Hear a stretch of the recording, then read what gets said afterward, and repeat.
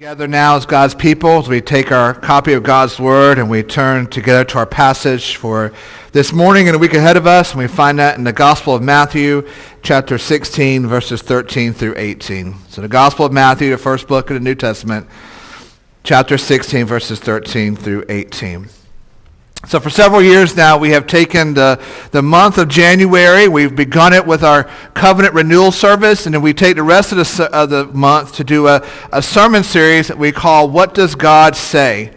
And we use this to look at different topics to see what does God say about that particular subject. And we've looked at things such as money and alcohol, sexuality, politics, and those sort of things, using it to look at a hot topic issue of that time. So we don't just have the world defining it for us, but we want to know, what does God say about this particular subject? And so as we come to that time of the year and month again, we've been studying this past year the book of Acts.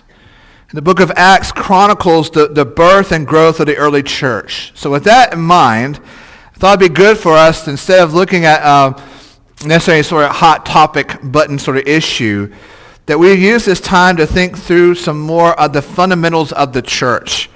What does God say about the church? That's a wide open question.